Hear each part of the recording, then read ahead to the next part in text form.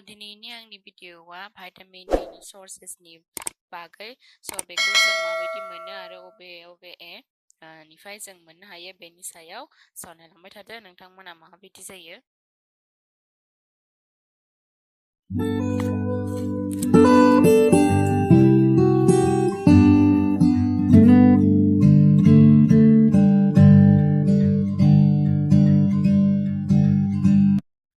आंनि प्रिभियास भिडिअ'आव vitamin D आ मा आरो भाइटामिन D नि खमि जाब्लाथाय जोंनाव मा जायो आं बेनि सायाव बुंखांखाबाय। दिनैनि भिडिअ'आ जों भाइटामिन D खौ अबेनिफ्राय जों मोननो हायो बेनि सायाव। भाइटामिन D आ जोंनि बन्डखौ स्ट्रं खालामो होननानै बयबो मिथिखायो। बियो केलसियाम फस्फरास एबजर्ब खालामनानै जोंनि बन्डखौ स्ट्रं खालामो होननानै बयबो मानसियानो मिथिखायो। भाइटामिन D नि रला बेल' नङा आरोबाव गोबां दंबावो। बयबो मानसिफ्रानो एसेयावनो मेंनाय, एसे थाबायबानो मेंनाय, एसे खामानि मावबानो मेंनाय बेफोरो भाइटामिन D खमिनि थाखाय जायो। आरो भाइटामिन D आ जोंनाव जेब्ला खम जायो अब्लाथाय हार्टनि बेराम आरो डायबेटिस आरो जोंनाव इमिउन सिस्टेमा खम जालाङो बेफोरबायदि जायो। थाबनो जाय मानसिया गगा मोनो बा लोमजायो बेफोरो नायनो थाङोब्ला भाइटामिन D नि खमिनि थाखाय जायो।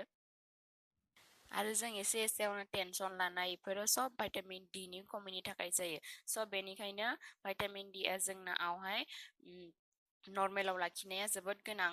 बेखौ ल'आवबो दोननाङा हायावबो दोननाङा। बेफोरबायदि सिम्पटम्स मोनोबाथाय फार्स्टआवनो भाइटामिन D नि टेस्ट खालामनानै जोङो मेडिसिन बा बिदिनो जाग्रा लोंग्रानिफ्राय जोङो लाफिननो हायो। आरो बेफोरबायदि उइकनेस मोननाय, थाबैनो लोमजानाय आरो हार्टनि प्रब्लेम, डायबेटिस बेफोरो भाइटामिन D नि खमिनि थाखायल' जाया आरो माखासे भाइटामिन बा मिनारेल्स बेफोरबायदि खमिनि थाखायबो जायो। टेस्ट खालामनानै जोङो बेखौ लाफिननाया मोजां। मा जादों मा जायाखै बेखौ मोजाङै जोङो प्रब्लेमखौ सल्भ खालामनाया मोजां। भाइटामिन D खौ जोंनो सानसेयाव पार डे 1000 IU नांगौ। IU माने इन्टारनेशनेल इउनिट आरो जोङो बेखौहाय 600 IU खौ जोङो जोंनि जाग्रा लोंग्रानिफ्राय जों लानो हायो आरो 400 IU खौ जोङो सानलाइटनि गेजेरजों जों बेखौ लानो हायो। जोंनो 1000 IU खौ जोङो सानसेयाव नांखागौ। ओमफ्राय जोङो माबेखौ जाब्ला जोंनाव भाइटामिन D मोनो बेफोरनो जाहैबाय नन भेजिटेरियानफोरनि थाखाय बियो मोजां आरो भेजिटेरियानफोरनि थाखाय बियो मोजां नङा। मानोना भेजिटेरियानफोरा बेखौ मोननो एसे गोब्राब जायो। नन भेजिटेरियानफोराहा फिशनिफ्राय माने नानिफ्राय बांसिनानो जोङो 1000 IU नि जों भाइटामिन D मोनखायो। आरो जाय नाया लकेल बेनिफ्राय मोनो बरफाव दोननाय नाया 608 IU नि रेन्जनि भाइटामिन D थायो आरो कड लिभार अइलआ 450 IU नि भाइटामिन D थायो आरो दाउदैयाव 30 IU नि भाइटामिन D थायो। बेफोरखौ जोङो दैलि जाब्लाथाय जोंनाव भाइटामिन D आ मेनटेनाव थायो। आरो भेजिटेरियानफोरनाव मोसौ गाइखेरनिफ्राय 130 IU मोनो।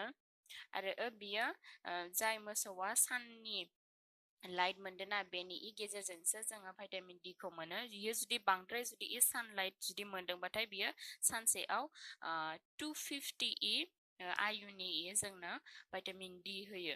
आरो मासरुम बेनिफ्राय जोङो 450 IU नि भाइटामिन D मोनो 100 ग्रामाव। आरो घिनिफ्रायबो जोङो भाइटामिन D खौ मोनो भेजिटेरियानफोरनि थाखाय बियो। जोङो जानाय लोंनायनिफ्राय जों जुदि मोनफुंजोबाखैबाथाय जोङो मेडिसिन लानो गोनां जायो। मेडिसिननि थाखाय जों फार्स्टआवनो टेस्ट खालामग्रोनांगौ। टेस्ट खालामनायनि उनावसो जों मेडिसिनखौ लानांगौ। जोङो भाइटामिन D खौ सानलाइटनि गेजेरजों मोननो हायोना। जोङो सानलाइटआव जोङो माब्ला थानांगौ जा फुंनि सान जायो। फुंनि जा सान ओंखारग्रोयो बे टाइमाव थाब्लासो जोङो भिटामिन डि खौ मोनो ओरैनो जानला मोनला जोङो बेलासिनि ओरैनो सान्दुङाव जों थाबाथाय भिटामिन डि मोनो होननानै जोङो थाब्लाथाय जों बेखौ मोना फुंनि सान ओंखारनायावसो जोङो भिटामिन डि खौ जों मोजाङै मोनजोबो बाट बेलासिनि आरो जों बेलासियाव ओंखारनाय सानलाइटआवबो जों मोननो हायो बाट खम जायो फुंनियाव जुदि लाब्लाथाय जोङो मोजांसिन फुंनि जा सान ओंखारग्रोनाय बेवहाय जोङो थानानै जुदि भिटामिन डि खौ मोननो लुगैयोब्लाथाय जों बेयाव थानांगौ फुंनि सानलाइटआव दिनैनि आंनि भिडिअआ एसेनोसै आसा खालामो नोंथांमोना आंनि भिडिअखौ नायनानै मोजां मोनोब्ला आंनि भिडिअखौ हाजासे शेयार खालाम आरो चेनेलखौबो साबस्क्राइब खालामनानै हो स' गोजोनथों बाय